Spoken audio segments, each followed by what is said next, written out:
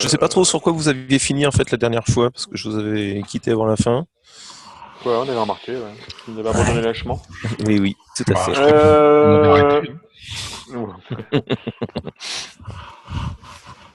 Hein. Alors, on avait fini.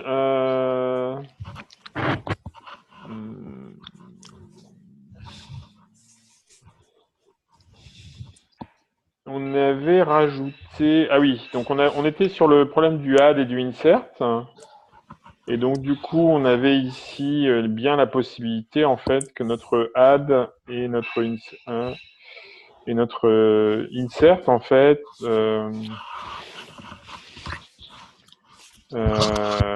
fonctionnaient à peu près correctement. Donc, en fait, le add fonctionnait bien de manière à ce que on insère bien dans une table avec les colonnes qui sont bien les bonnes, quoi. Et on avait séparé le add et le create, et ce qu'on était en train de se dire, c'était, si mes souvenirs sont bons, que alors ce que j'avais noté, c'était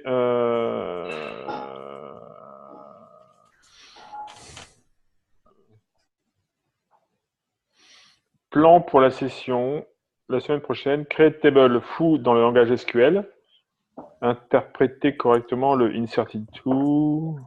C'est vieux ça, non? 12 février, on est combien? Non, c'est ça.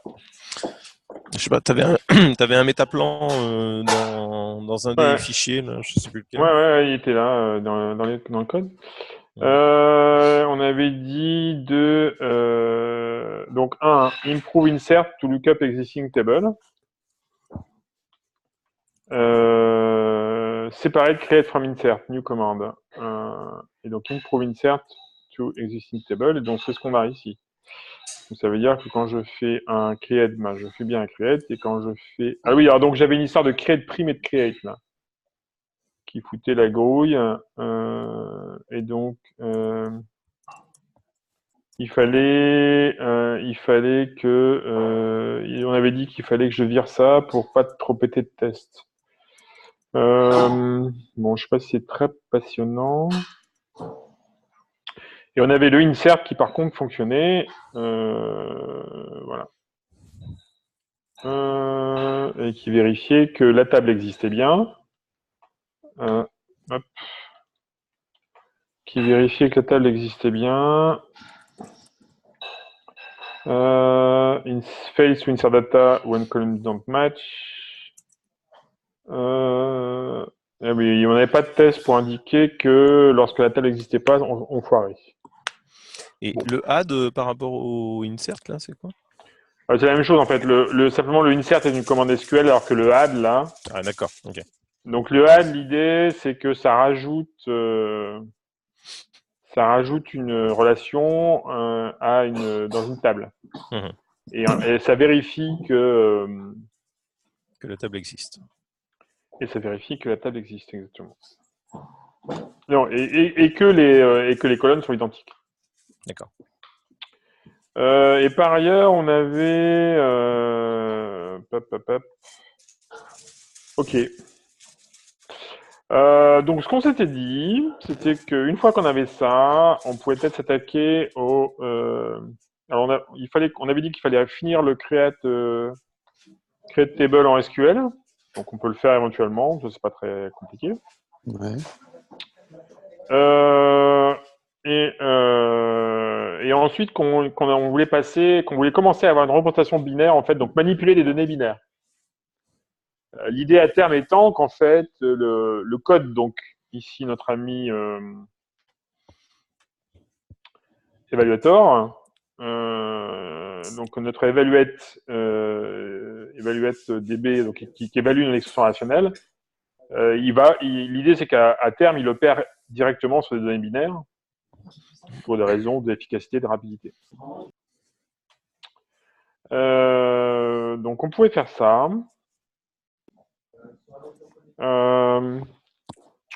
Et comme on est en train de parler d'efficacité et de rapidité, un autre truc qu'on pouvait faire, c'était une fois qu'on a fini ça, de se dire, mais finalement, là, combien de temps ça prend de faire notre bordel? Sur la voiture connectée. Qui c'est qui est sur une voiture connectée là? C'est moi. C'est rigolo de travailler sur des voitures connectées. Ouais, Ou pas? je pense que ouais, c'est plutôt ou pas dans ce cas précis. Ok, bon, écoute. Chacun sa croix, comme dit l'autre.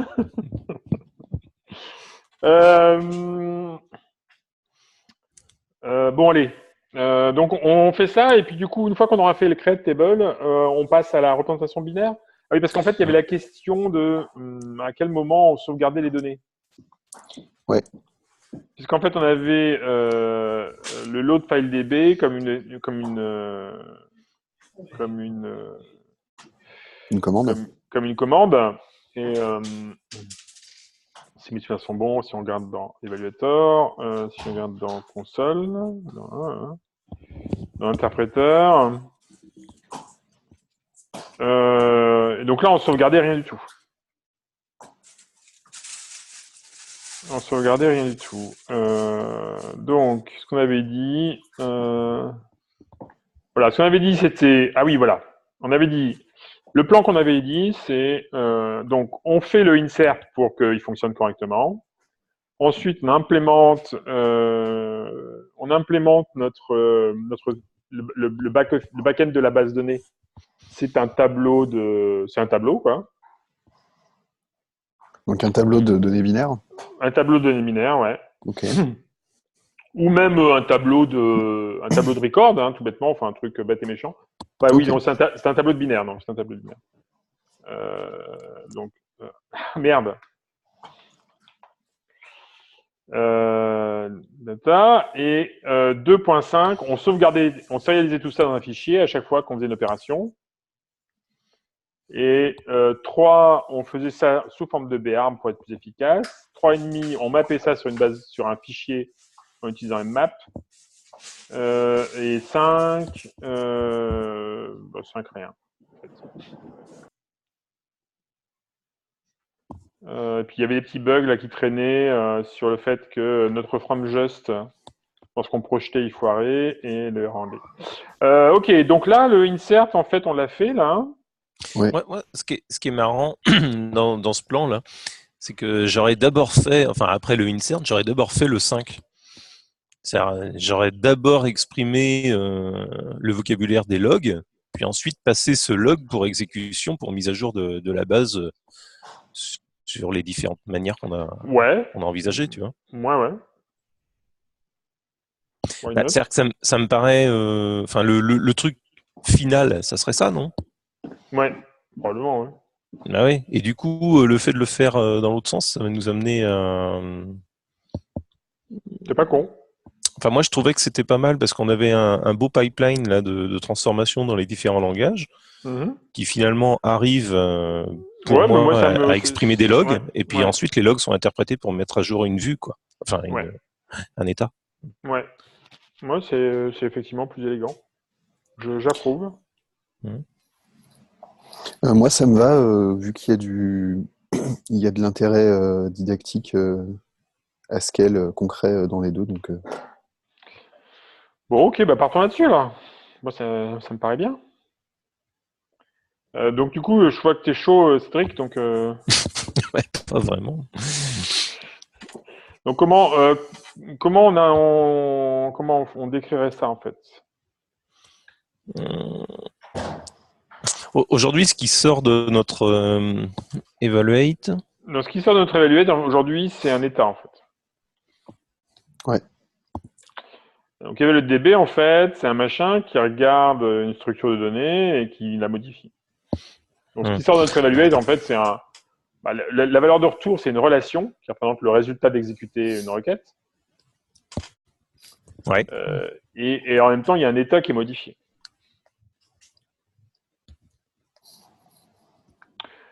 Donc toi, ce que tu voudrais, c'est d'une certaine manière rajouter une étape où on va transformer un relationnel. Est-ce qu'on pourrait faire juste dans un fichier à part là l'espèce de workflow en disant, en nommant en fait les fonctions et en nommant les vocabulaires. Parce que là, on fait des transfos de vocabulaire à vocabulaire, en gros.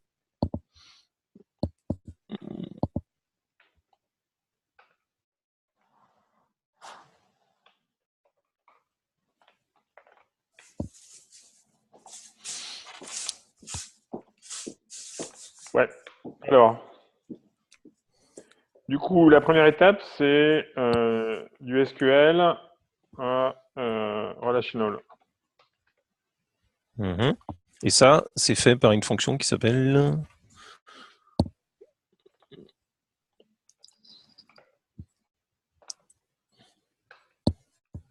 Vers algèbre relationnel. Et donc ça, c'est tout relational, il me semble.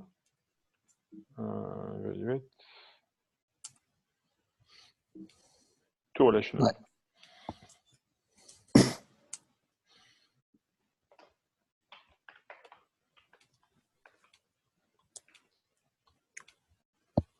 On va le faire comme ça.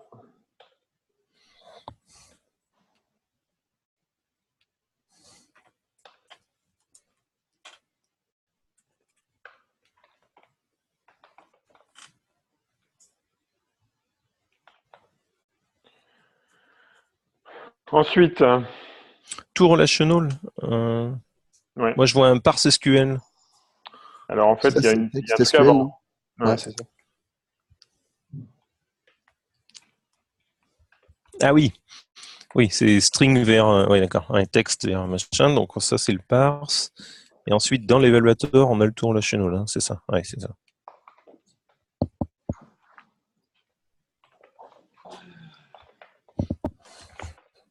Hmm.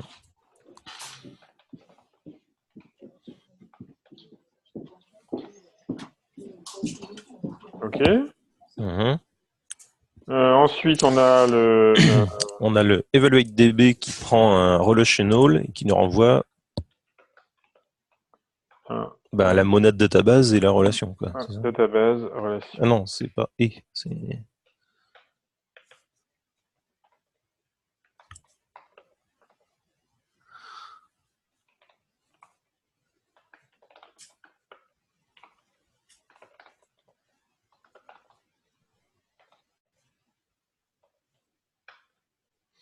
Ouais.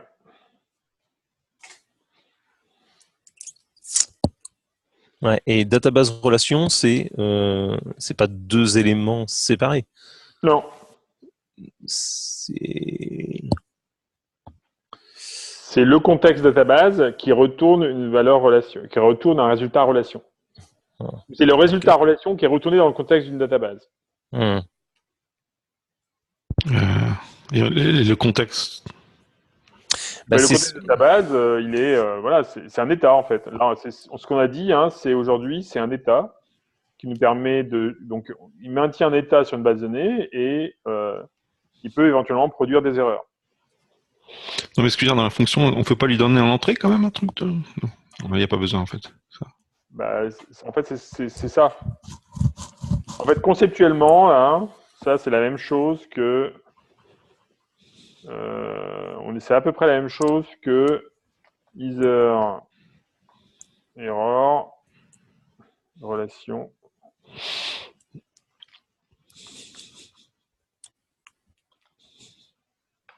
Ça, voilà, le paramètre DB en fait, il est caché par le state.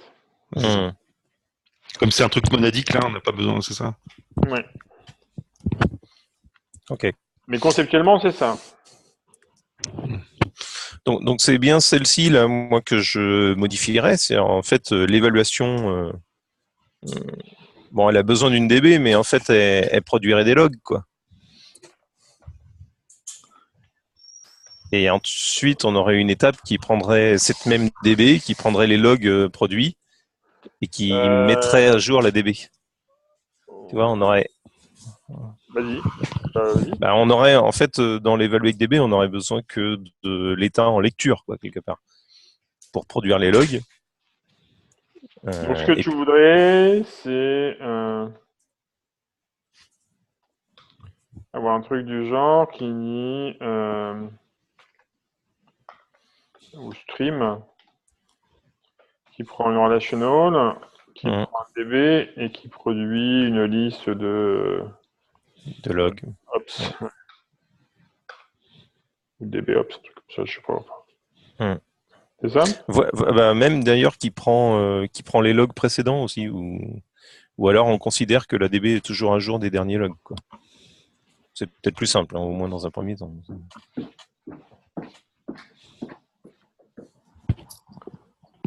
Ouais, ça prend des DBOps. Et ceux-là, du coup, on pourrait les persister, c'est notre journal. Et puis de l'autre côté, les appliquer. Et ça nous donne une Mais nouvelle c'est pas le état de journal qui DB. va persister.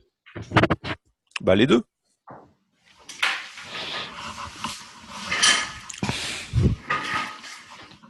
Non?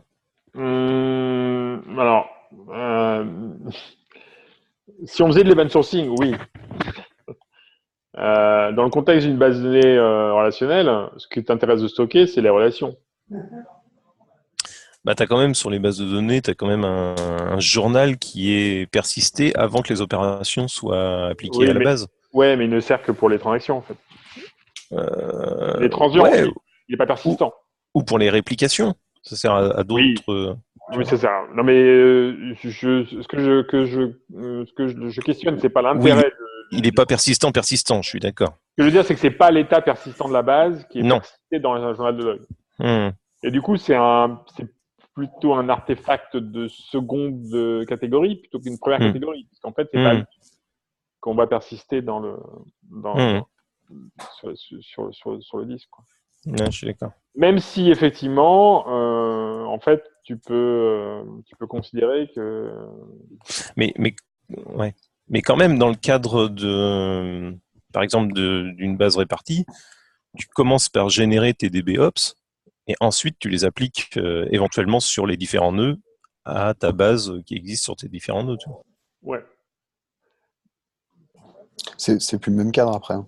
ou pas, en fait, parce que tu peux très bien considéré que, en fait, le problème c'est qu'une DBOps, par nature, c'est une opération qui va modifier ta base. C'est ça qui t'intéresse, en fait. Tu la gardes parce qu'elle va modifier ta base. Si c'est une requête, en fait, tu as plutôt intérêt à avoir l'arbre que la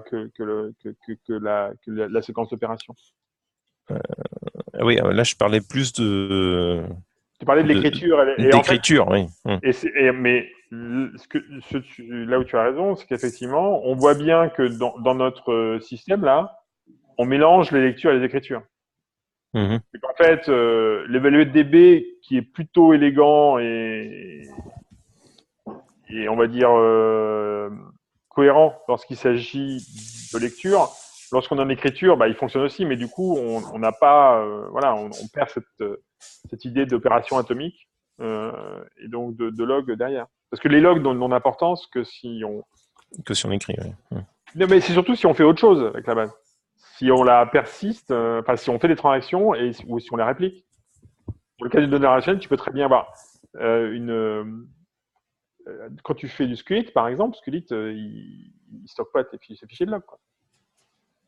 Parce qu'il a pas, en fait, il n'autorise pas l'accès concurrent, donc c'est encore plus simple. T'as pas de transaction, en fait. Mmh. Les logs n'ont d'intérêt que si tu fais des transactions ou de la réplication ou whatever. Mais quand tu modifies quelque chose. Mmh. Bah, ou de la perf, non? T'as pas aussi, parce que tu pourrais avoir une structure append only sur tes logs et choisir de snapshotter la mise à jour de ta base, tu vois. Quand tu écris. Oui, quand tu écris, oui, Quand toujours. tu écris, Oui. ouais, quand tu écris, ouais. Mmh. Et d'une certaine manière, le chemin vers lequel on était parti, ou en tout cas vers lequel je pensais partir, était plutôt d'être dans une logique, on va dire, plutôt classique, où on va interpréter un opérateur transactionnel sur un contexte précis. Et en l'occurrence, quand tu interprètes une requête, tu es en lecture pure. Mmh. Et donc, du coup, tu vois comment tu interprètes Ça va pas Bah, en fait, ce que tu pourrais faire, c'est en fait le evaluate tel qu'il existe là. Si c'est de l'écriture, il va te générer un DBOps. Si c'est de Oui, la lecture, il va te générer un résultat. Tu vois. oui, oui, oui, exactement.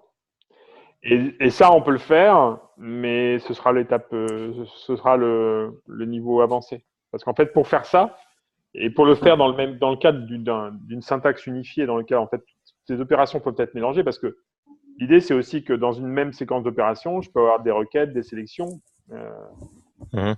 etc. quoi. En l'occurrence, lorsque je fais un add table name, aujourd'hui, add table name prend une relation. Je pourrais très bien imaginer que add table name, ils prennent pas une relation, mais un relationnel. Ouais. Alors, attends. Relation, c'est quoi les différences?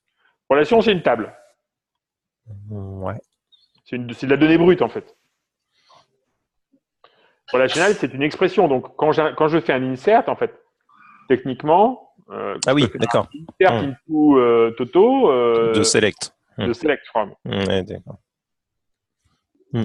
Et dans ce cas-là, en fait, mon add, bah, il va plutôt être une relation, un relationnel. Mais du coup, le problème, c'est lui là, c'est le create. Mais c'est là qu'on voit qu'en fait, il y a un truc qui a été bien identifié dès le départ de cette histoire d'algèbre relationnelle. Tout ça, c'est qu'en fait, l'algèbre relationnelle n'est pas du tout faite pour écrire. Ouais. Elle est faite pour lire et faire des expressions. Mais toute la partie mise à jour de table et tout ça, elle est orthogonale en fait. Et elle devrait être conceptuellement séparée. Mhm. Et bah, du coup, on peut peut-être séparer à un endroit. Et Ou du coup, non. on pourrait peut-être séparer. Ouais, tout à fait. Mhm. Tout à fait. En fait, ce qui serait vraiment une bonne idée, c'est d'avoir deux types différents. Et que potentiellement, lorsque tu as une opération de modification, cette opération de modification puisse prendre une opération de lecture, parce qu'elle puisse avoir une expression d'algèbre relationnelle qu'elle va exécuter, qui va correspondre à ce qu'elle doit modifier, Mhm. mais pas l'inverse. Ouais. Et que du coup, tu as un cas dans lequel tu vas évaluer une requête contre un état donné de la base et lire en fait, voilà, lire de la donnée et construire une relation qui va représenter le résultat de cette lecture. Dans l'autre cas, tu vas écrire des données et l'écriture de données, là, pour le coup, effectivement, ça aurait du sens qu'elle soit sous forme de log. Je sais pas. J'avoue, j'ai pas réfléchi plus loin que ça. Hmm.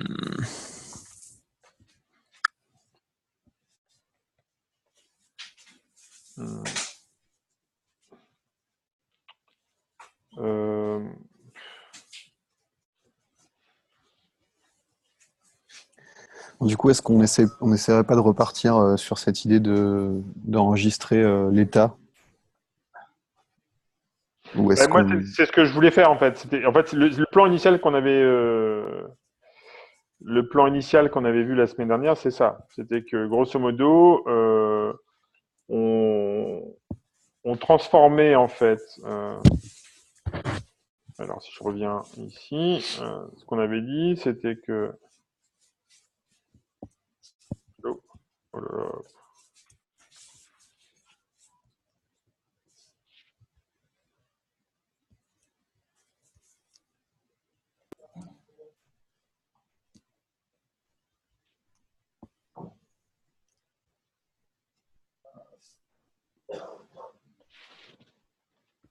Merde, j'ai perdu la connexion. Ah, ça y est.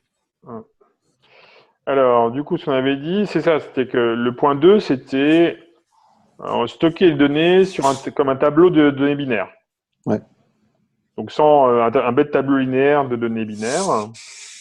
Et une fois qu'on a ça, passer à la persistance sur disque. Oui, bah, faisons conformément au plan, alors. Parce que Ouais, moi, ça me va. ça a l'air de nous embarquer dans des trucs. Non, mais ça vaudrait le coup d'être réfléchi. Hein. Moi, je n'ai pas. Donc, du coup, qu'est-ce que je voulais dire? Donc, du coup, si on revient au plan, ce qu'on est en train de dire, c'est que ce qu'on veut changer ici, c'est qu'en fait, DB, d'accord, ce soit ça. Oui, alors que c'était? Alors que c'était ça. C'était une map et on veut que ce soit byte string. Bah oui, on veut c'est un tableau de bytes, parce qu'en fait, ce qu'on veut, c'est que les modifications, enfin les requêtes qu'on fasse sur la base, soient directement des requêtes qui soient, comment dirais-je, soient directement des opérations qui modifient les données binaires. Comme ça, du coup, on a une représentation en mémoire qui est binaire, et du coup, on peut directement faire une écriture sur disque et c'est fini. Et byte string, c'est déjà un tableau du coup. Byte string, c'est un tableau. Conceptuellement, c'est un tableau de bytes, ouais. Ok. Bah ouais, ok, go. Donc on peut faire ça, mais alors du coup, soyons intelligents, parce que là, si on fait ça, on est parti pour un factoring de 3 heures. Ouais, c'est ça. C'est au bas mot. Hein. Au bas mot. Donc, ce qu'on est en train de se dire, c'est que ça va pas marcher. Ça va pas marcher, mais pourquoi ça va pas marcher? Parce qu'en fait, ici, notre représentation interne de base, ce qu'on aimerait bien, ce qu'on est en train de se dire, c'est que peut-être que on pourrait, d'une certaine manière, abstraire cette représentation de base de données, d'accord? Et dire, bah, en fait, DB, c'est un truc sur lequel je vais quand même pouvoir faire des lookups, quoi. Donc en gros, tu vas essayer de voir quelle primitive tu utilises sur ta map table name relation et les réimplèmes sur un. Ouais. Qui dirait un genre d'interface, quoi. Qui dirait un genre d'interface? Tout à fait. L'interface, ce serait pas du coup. Map? Non, je l'ai. Ben ouais, c'est ça en fait. On l'a déjà quasiment, non? Ouais, c'est ça, on l'a déjà. Il faut juste, en fait. Alors, normalement, on s'était pas trop mal démerdé parce qu'on avait dit. DB, on avait dit. Alors, attends. Je l'ai promis. Donc, DB, il est là. D'accord? Voilà. Donc, normalement, on ne s'est pas trop démerdé comme des manches parce qu'en fait, à chaque fois, on a utilisé le préfixe de map. Donc, on sait, en fait, grosso modo. D'accord? On sait comment on. En tout cas, sur la partie. Parce que là, la map, en fait, me donne un premier niveau. La map me donne un premier niveau qui est celui de mapper un nom de table sur ce truc-là, qui est une relation. Et puis, une fois que j'ai ça, bah, je peux mapper ma relation sur. Je peux transformer, en fait, les opérations que je fais sur la relation en opérations dans lesquelles je vais directement lire les données, quoi. Oui? Oui. Okay. Donc on fait quoi, un type DB prime? Donc, passons. Ouais, on peut faire un type. Alors, on peut faire un truc du genre plutôt une classe, en fait.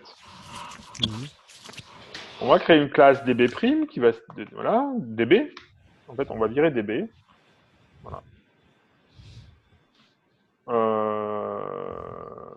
Alors, hop.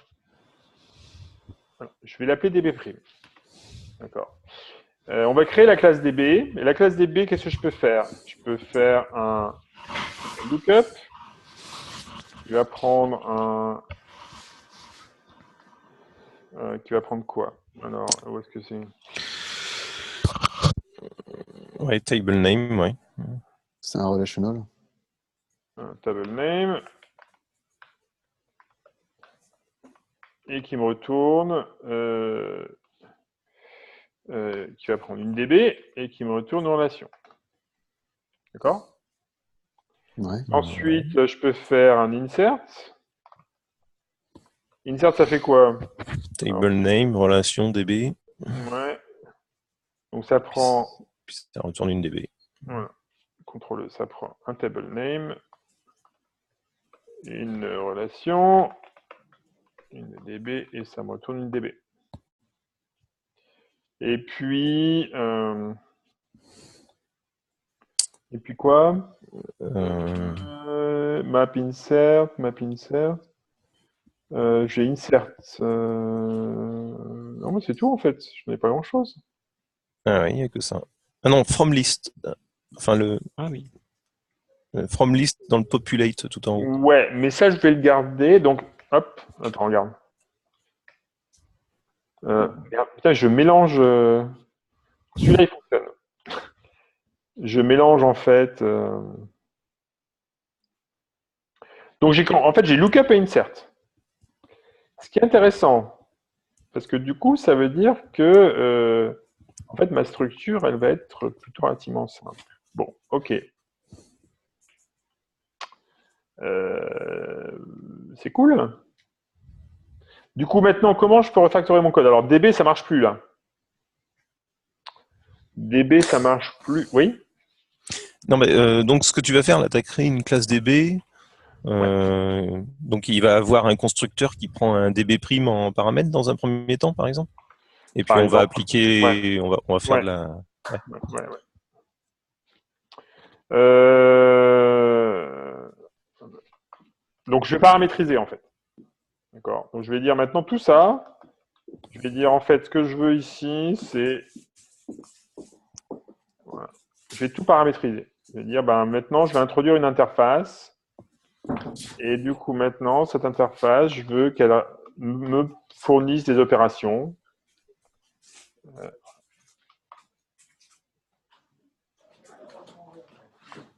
D'accord.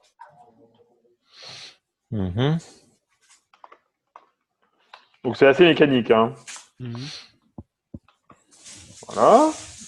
Ici, du coup, ben, évaluer DB, hop. Donne-moi une DB.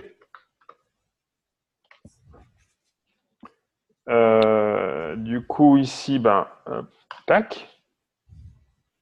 Hop. Ici, modify. Ici, je vire le insert. Ici, le lookup. Ici, insert. Du coup, comment ça marche, ça? Ça me dit quoi, là? Il me dit... Ah bah oui, bon, d'accord. Je vais Donc, je vais prendre, je vais dire, hop, import prélude, hiding... Ouais. Il te disait quoi? Ah oui, d'accord. Qu'il y avait des En fait, le lookups. lookup, c'est une fonction du prélude. Hmm. Ah oui, alors en fait, lookup, je me suis un peu merdé dans mon interface, c'est que lookup, ça renvoie à un maybe relation. Mhm. Et là, ça compile. Comment tu l'avais vu que qu'il te disait que ça renvoyait un maybe? Parce que ici, il me donnait une erreur. Quand je fais un case, en fait, sur le résultat du lookup. Ah oui, c'est que c'est un maybe. Ah, d'accord. Ok. Donc ça passe. Alors, voyons voir mes tests. Oups, bah non, ça marche pas.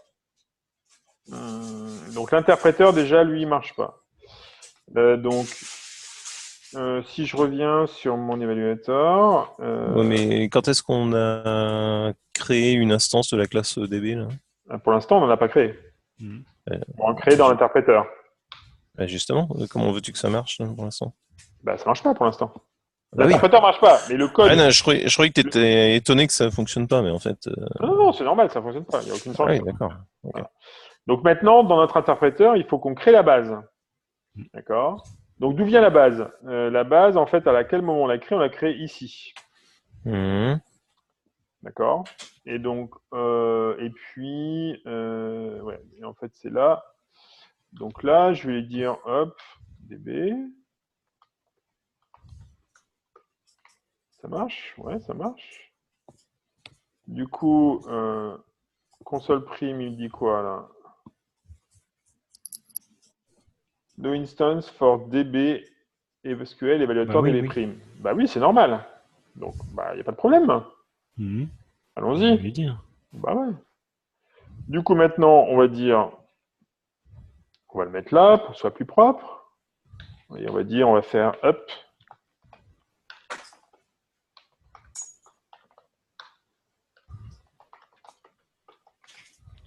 Et du coup, on va dire instance db, db'. Bon, db', c'est pas terrible. Hein. On est d'accord. On va trouver un autre mot. Et donc, on va dire lookup. Et ben, lookup, c'est map.lookup.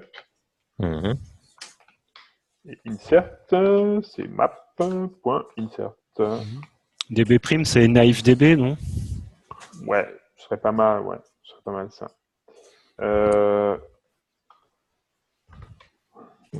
Ou mapdb. Ouais, ce que j'allais dire. Ouais, MapDB, MapDB. ouais. Du coup, voilà, et là il me dit attention, attention mon petit gars, non, ça marche pas. Ça marche pas pourquoi? Bah, parce qu'en fait, donc ça c'est une extension. Normalement, tu ne peux avoir d'instance que pour des vrais types, pas pour des types synonymes. Ah oui, d'accord. Mais tu peux lui demander gentiment. En quoi c'est un type synonyme? Bah, c'est parce que c'est un type mapdb égale quelque chose. Et là, il faut aussi lui demander gentiment que ce soit une flexible instance. Et pas un data, c'est ça? Ouais. Donc là, ça compile. Donc c'est la fête au Stack Overflow, quoi. Non, mais il te le dit, hein. Regarde. Ah bon? Où ça? Ouais, là. Ah oui, US flexible. Ah oui, d'accord, je l'avais pas vu. Ah super. Ah oui, il fait Stack Overflow intégré en fait. Non, mais en fait, il y a tout ce qu'il faut. Hein. Ouais. Alors attends, Et, j'étais trop vite. Non, mais si. Non, Non, c'est bon. non. J'ai pas vu dans le. C'est bon. Vas-y, fonce. Je le fais pas de tête. Hein. Ouais, bah c'est ce que j'ai cru que tu le faisais de tête en fait. C'est pour ça que je dis, ouais, non mais oui, je le fais de tête, mais il y a des anti-saches en fait à droite là. il y a des voilà, du coup, bah mon code d'interpréteur il compile. Ouais. Par contre, tu peux retourner sur là où tu as défini le mapDB. Là.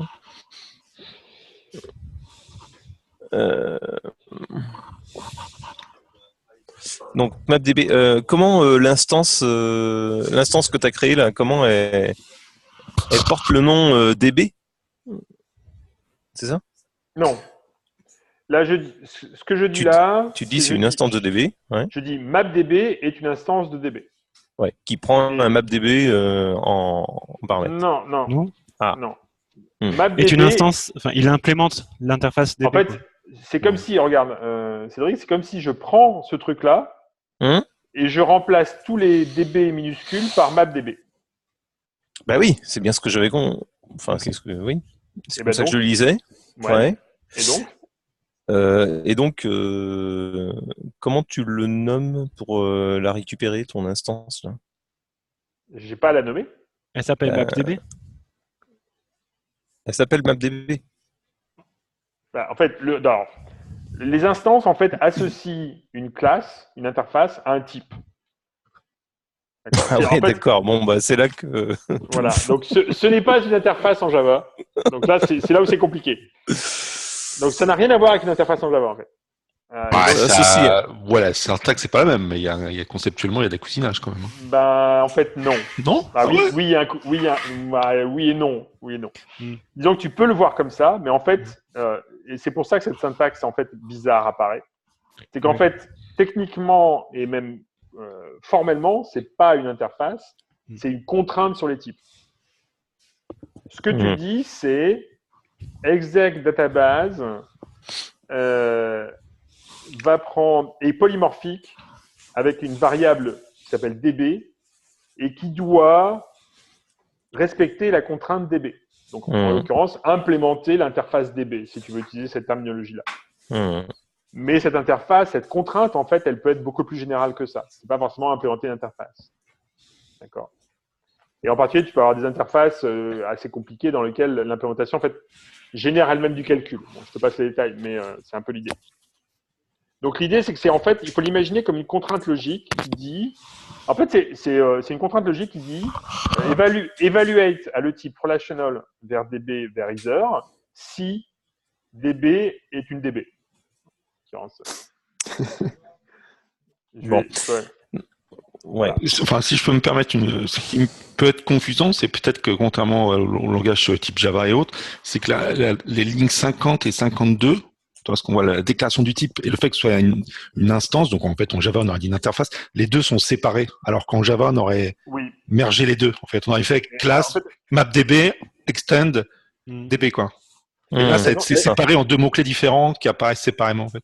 Elles sont séparées parce que, alors, ce que je pourrais faire éventuellement, si je... C'est pas extend, ça aurait été implémentant Java, pardon. Ouais, et en l'occurrence, c'est quand je fais deriving ici, c'est ce que je fais en fait. C'est ce que le compilateur fait à ma place. Quand je fais deriving, le compilateur, à ma place, crée l'instance correspondante. Et il la crée d'une manière qui est standard. Et du coup, comment il map les lois qu'on doit implémenter dans Footer, par exemple? Ah ben, les lois, elles sont de l'ordre de la sémantique. C'est un contrat, mais Donc, les lois il fait sont des pas. implémentations naïves? Non, mais en fait, il dit par défaut, comme tu as un new type, et que ce new type contient un seul champ, et que ce champ a une structure dans laquelle j'ai une valeur de retour. En fait, ce qu'il fait, c'est que grosso modo, il constate que database DB2A, il va prendre database DB, il va dire ceci est Ah, d'accord. Ok. ceci est un constructeur de type qui retourne un type A, et à l'intérieur, j'ai un champ qui retourne un type A. Et en fait, je sais construire un functor pour state et pour Ouais, excite. bien Et sûr. donc, comme je sais construire un functor pour state et pour excite, je suis capable de construire un functor pour le truc englobant. Mais c'est Ouais. juste parce qu'en fait, il a une structure régulière. Ok, le populate qui renvoie un mapDB, c'est temporaire, ça? Non, pas du tout. En fait, c'est pas temporaire. C'est le moyen de, comment on dit, start the ball rolling, quoi. Ouais. C'est le moyen en fait de commencer de dire. Alors, si on regarde l'interpréteur ici, tu vois, si je commente ça, Tout le reste est abstrait, en fait. voilà, tout le reste est abstrait. Le seul truc où c'est pas abstrait, c'est quand je commence en fait à dire, bah ouais, mais c'est quoi ma base? D'accord? Mhm. Ma base, en fait, et c'est là où. Attends, je vais même le faire encore plus précisément. Je vais dire console prime. Tu vois, console prime, c'est un truc qui prend quelque chose qui a une tronche de DB et qui me retourne rien. D'accord? Et donc là, hop.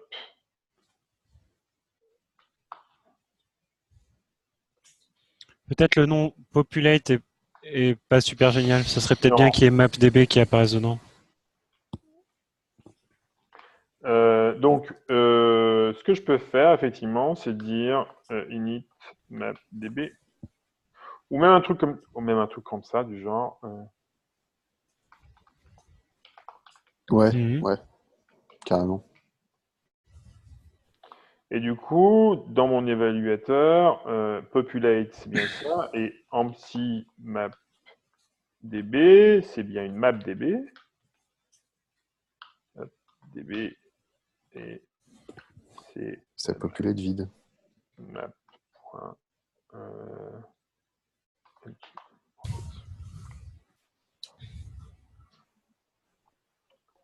Et là, il faut que je le.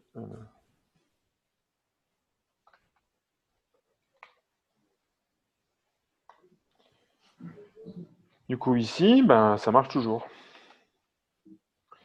Parce qu'en fait, qu'est-ce qui se passe ici lorsque je type, si je demande le type de console prime? D'accord. Le type de console prime, c'est un truc qui suppose une interface DB. Maintenant, si je demande des infos sur mapDB,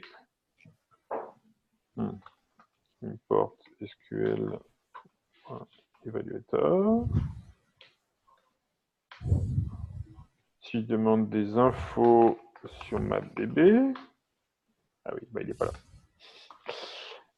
C'est normal puisqu'il est caché. Alors on va, hop, juste.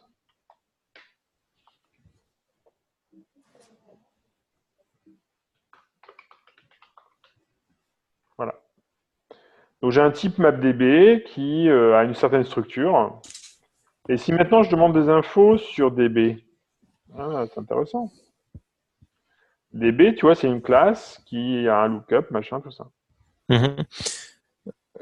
Mais je veux dire, le populate, pourquoi il est appelé que sur des mapDB? On peut pas s'en servir pour autre chose? Ben non, parce qu'en fait, le populate, il est. Alors, on pourrait éventuellement le généraliser aussi.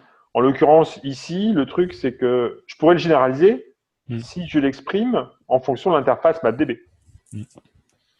Donc, par exemple, si je dis, je pourrais le généraliser et dire, par exemple, utiliser les inserts, en fait, c'est ça? Voilà, c'est ça. Je pourrais dire, ceci est un DB. Voilà, et donc, du coup, je peux faire un truc du genre fmap unquery insert. Un truc du genre? Non. Insert.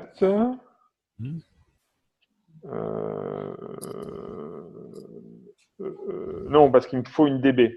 Oui, il faut une DB vide au départ. Il faut toujours une DB initiale. initiale. D'accord? Donc, ce que je peux faire éventuellement, c'est dire init ou init DB. Populate, on lui passait bien une DB aussi. Non. Enfin. Non, il a créé ex nihilo en fait. Ah oui, il faisait from list, ça crée un. Donc je peux faire un truc du genre fold R. Là, je vais prendre mes relations. Donc là, j'ai je vais faire un folder dans lequel je vais dire j'ai une relation et une DB. Non mais autrement, ton map, t'aurais pu le faire et en partant d'un petit map DB que tu as au-dessus, non? Ah oui, non. Mais du coup, on retombe sur le. Je mets pas à jour, donc il faut que je mette à jour en fait. Oui.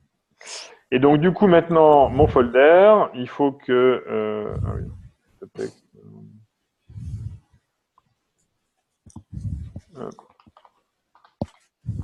Voilà.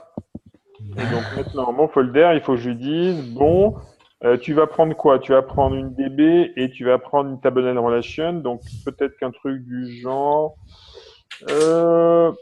Donc tu vas prendre une rel et une DB et tu vas faire insert tbl rel insert tbl rel db. Et donc du coup ici je peux même dire hop init db égale map point empty. Et puis voilà. Alors, ça, je peux le virer, du coup. Du coup, dans mon interpréteur, si je recharge, oui, évidemment, j'ai pas DB, donc il faut que je le vire. Par contre, j'ai mapDB et puis j'ai DB, qu'il faut quand même que j'exporte, parce que sinon, je ne vais pas pouvoir faire grand-chose. CTRL-E, voilà. Donc, quand il met mapDB, il ne connaît pas, donc je vais lui dire, non, c'est pas grave, c'est une init DB. Qu'il faut que tu types, peut-être? Exactement. Il faut que je type, parce que sinon, il ne sait pas ce que c'est. Voilà. Il ne sait pas ce que c'est? Pourquoi il ne sait pas? Mais pourquoi tu la types mapDB et pas DB? Parce que DB, c'est pas un type. Ouais, DB, c'est une interface. Ça me gratte. Ah ouais, oh là là, d'accord. Je sais, alors, revoyons la scène au ralenti. Non mais c'était juste la fin là qui me... C'est quoi une DB?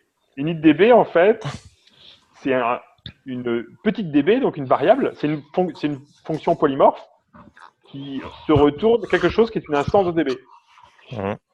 Mais l'instanciation de la variable DB, en fait, elle est contextuelle.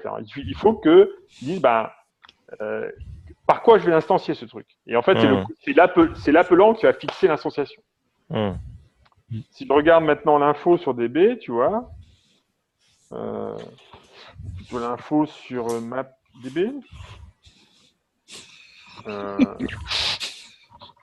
Non, je voulais montrer en fait un endroit où il dit que c'est bien une instance de la classe. Ouais, parce que là, l'intérêt de la chose, c'est que quand on aura défini autre chose qu'un mapDB, par exemple un EureDB, et là, on aura juste à le changer ici, quoi. Voilà, bytes. Ouais, c'est ça. C'est tout l'intérêt du truc, en fait. Hmm. C'est que si tu arrives à exprimer, en fait, mais c'est comme une interface, quoi. Hein. Mais Mhm. avec une différence assez fondamentale, c'est que tu ne payes pas forcément le coût d'implémentation d'une interface et surtout, c'est complètement extensible. Il n'y a pas d'adhérence, en fait. Il n'y a aucune adhérence au type d'implémentation. Bon, tu as une interface non plus. Euh, Conceptuellement, c'est assez simple de le voir comme. Le plus simple, c'est de le voir comme une interface. Et effectivement, si tu le vois comme une interface, en fait, ça va marcher dans 90% des cas. Il va rester quelques pourcents. Ce qui rend la vision interface fausse, c'est qu'en fait, ce qui va fixer l'ensemble des types, c'est de s'imaginer qu'en fait, l'interface, elle est trimballée au runtime, ce qui n'est pas vrai, en fait. Elle n'est pas trimballée au runtime. Ce qui est trimballé au runtime, c'est le dictionnaire. Mais en fait, lui, lorsque tu pars de main et que tu vas instancier tes trucs, lui, il ne peut pas laisser l'interface dans le vide, en fait. Tu vois, il ne peut pas laisser de dire, bah non, je verrai bien en runtime ce que j'ai. En fait, il faut que tout soit résolvable. Même si ce n'est pas résolu, mais que ce soit résolvable. Il faut qu'il te garantisse que c'est bien une instance que tu vas passer. Et donc, à un moment donné, il faut bien la préciser, quoi. Surtout quand tu pars de main, puisque quand tu pars de main, en fait, tu n'as rien. Et donc, c'est là où tu vas dire, bah voilà, c'est de ça qu'on va partir. En fait, ce que je ferai à un moment donné, c'est dire, ben là, je vais faire un load DB, en fait. Tu vois. Et en fait, load DB, ce que je voudrais arriver à faire, c'est que load DB, en fait, ça me donne une DB. En fait, ça me donne un IO DB. Bon, en l'occurrence, là, ça va me donner un IO de map DB. C'est plus simple. Et load DB, il va me dire, voilà. Et là, je vais juste dire que tu fais comme si c'était une entrée-sortie, mais en fait, ça n'en est pas une. C'est juste pour préparer en fait le boulot au moment où je vais me dire, bah tiens, qu'est-ce qui se passe si je recharge depuis un fichier? Ça va, ça? Ouais, peut-être. Ouais. Alors, si je pars sur les types, là, sur les tests, bah, les tests, ouais, ils foirent tous, là, parce que, en fait, mon populate, ah oui, mon populate, en fait, il est pas bon. D'accord. Donc, tous mes populates, en fait, c'est pour ça qu'en fait, si je fais un populate, comme j'ai beaucoup de populate, tu vois, je peux dire, hop, et bien ce que je vais faire, c'est je vais dire, ok, pas de problème mon gars, Mais tu le fais dans ta classe de test, du coup. voilà, je vais dire populate, c'est populate map db, Hmm. je fais ça, et du coup maintenant je peux dire,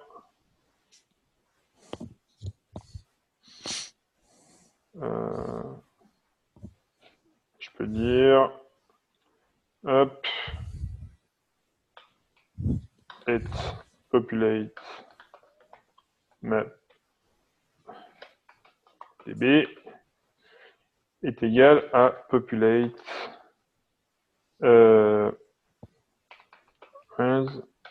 else, et ça me retourner une map db.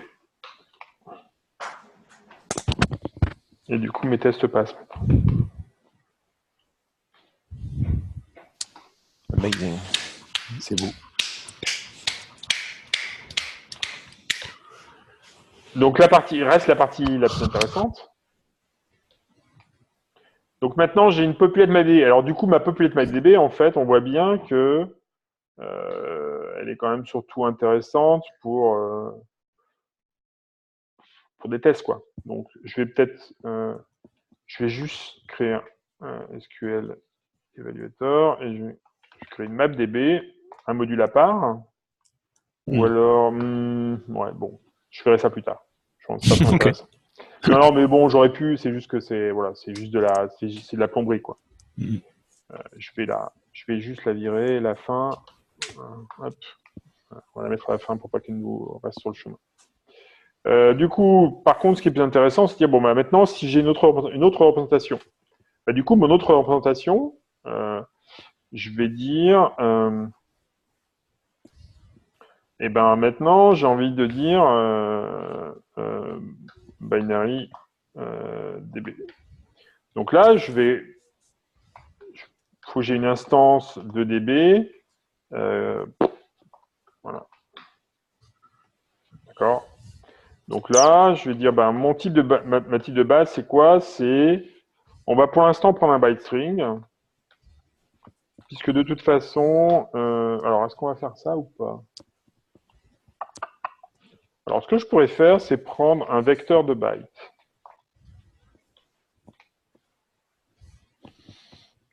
D'accord? Dire qu'en fait, ma base de données, c'est un tableau de bytes, quoi. Vector, en fait, c'est un tableau. C'est un type tableau. Donc, je vais import data.vector as vector. Ouais, à tes souhaits. Ouais, je transmettrai plus tard. Du coup, maintenant, package. Merde, j'ai fait. Scale squid.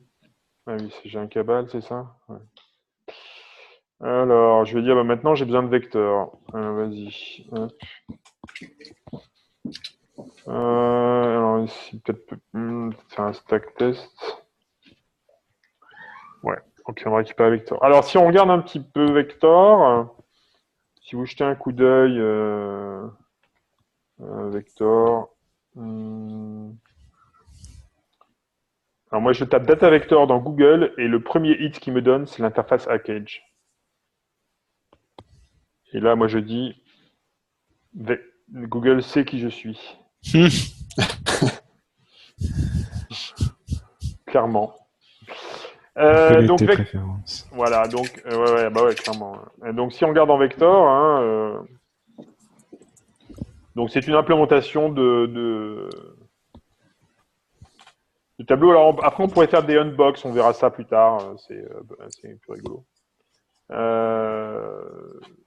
Mais on va se contenter de faire des box pour l'instant. Et puis après, on verra comment arriver à faire autre chose.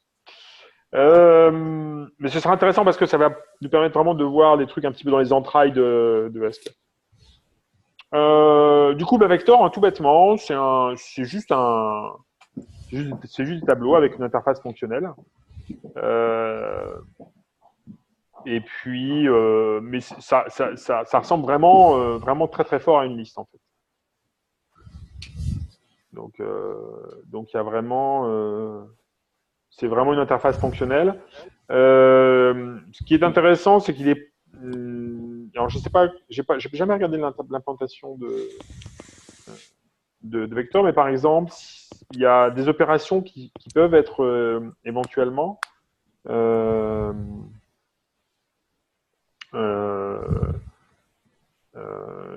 rendues plus efficaces en permettant de faire des transformations sur place quand on sait que quand on sait qu'en fait on va manipuler un truc de manière monothreadée. En fait, on va faire un update. Cet update ne va pas être observable en dehors du contexte de la fonction qu'on va faire.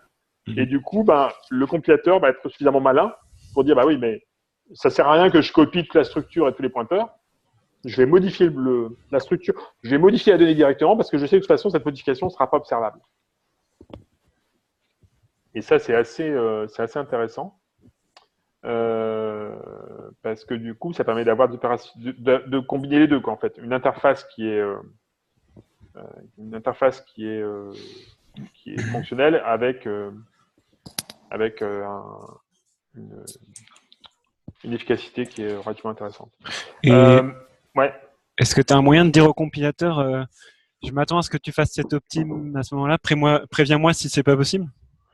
Alors il y a des choses que tu peux faire, oui, en fait il y a des trucs, ouais. En fait, okay. C'est ce qu'on appelle la ST-monade. Donc ST-monade, c'est pour ST pour state en fait.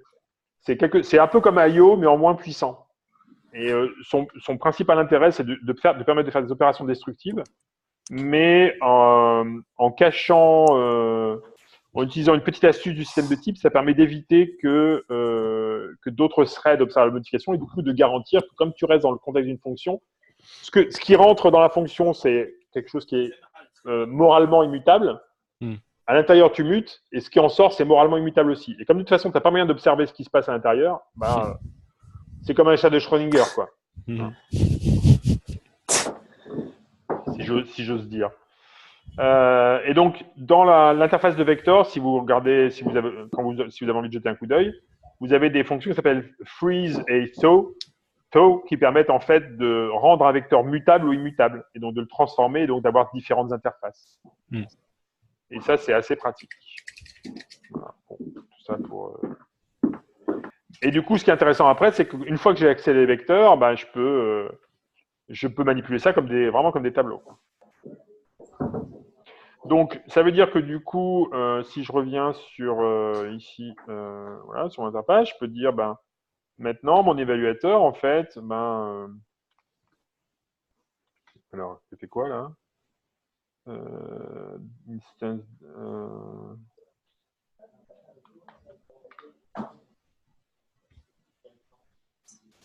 Ah oui, d'accord.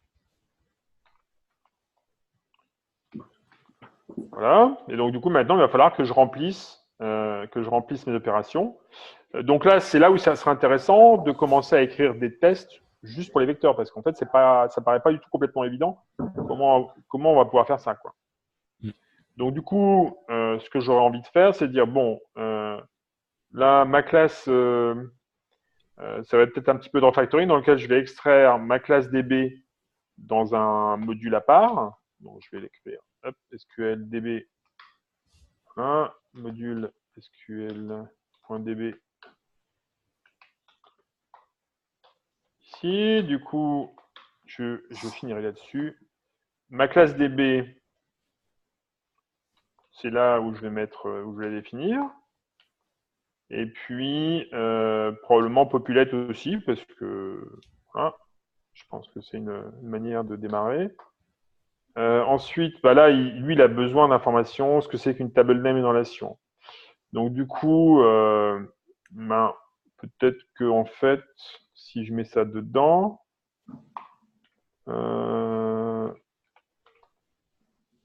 ici, et ici, voilà. Donc, il faut que j'importe data.text.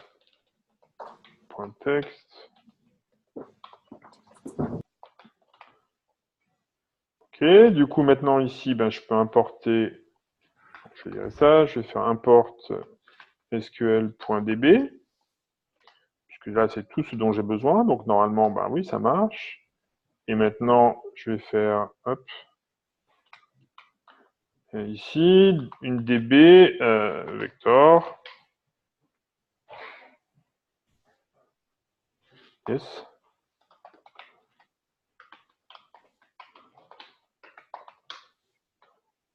Voilà.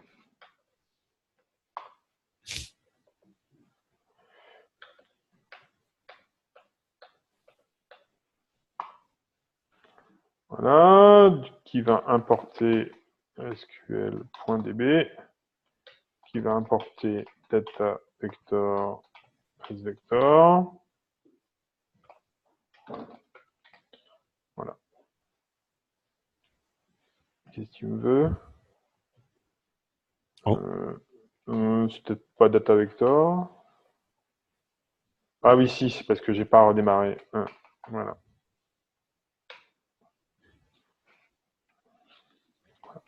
Et c'est un vecteur de quoi? C'est un vecteur de word8. Voilà. Et word8, il est défini dans je ne sais plus où. Alors, import data.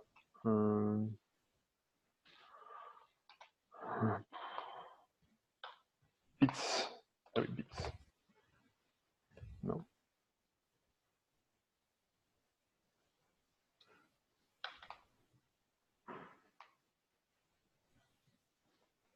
Non, c'est data bits pourtant.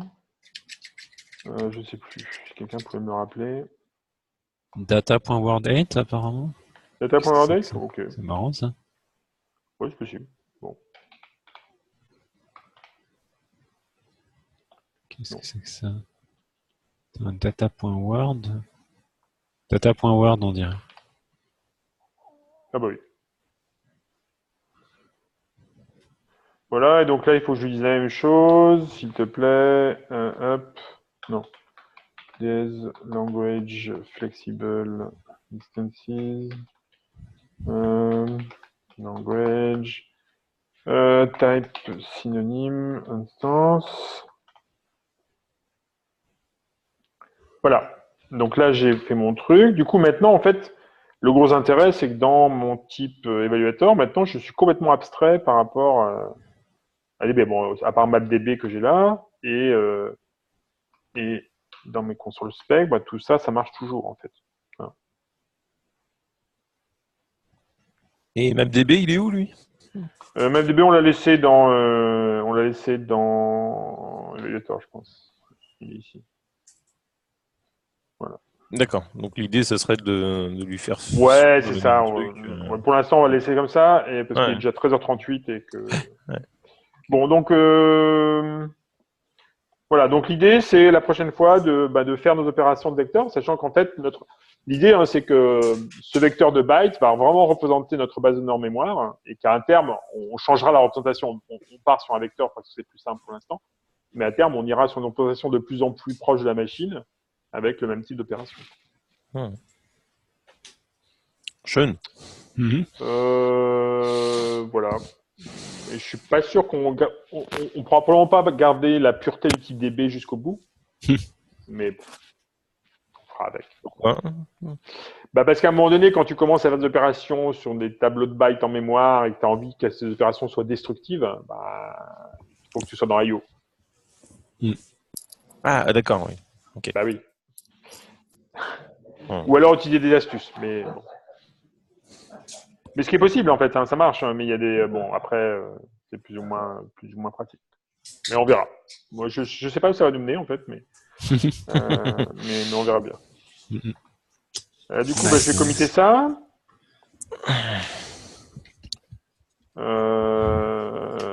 Ouais, donc c'était effectivement c'était peut-être un petit peu. Bon... Non, c'était compliqué. Non, c'était pas spécialement compliqué. Bon, le passage de l'abstraction, en fait, c'est. Non. Pas pire que d'habitude. Ouais, voilà. Voilà, plus un. C'est pas pire que d'habitude. Cool. Il y a un tout petit point que je voulais vérifier. En écoutant, j'ai inféré qu'il n'y avait pas de hiérarchie de type class en fait. Est-ce que Si, il y en a une. Si, il y a une hiérarchie. Alors, Okay. en fait, mais de la même, mais c'est comme une hiérarchie d'inférence logique en fait. Ouais. Tu dis pour que A soit vrai, alors à ce moment-là, B et C doivent être vrais. Donc ça fait une hiérarchie, mais en fait c'est une hiérarchie. Donc c'est comme si tu accumulais des contraintes. Je comprends. Mais merci. D'un point de vue effectivement orienté objet, ça ressemble beaucoup à une hiérarchie de classe. Et d'ailleurs dans le report Haskell 98 ou Haskell 2010, c'est écrit comme étant une hiérarchie de type class. Okay. Bon, ben, si ça vous va, la semaine prochaine alors. Oui. Yes, merci. Merci à vous. Bonne journée. À plus. Ouais, salut. Allez.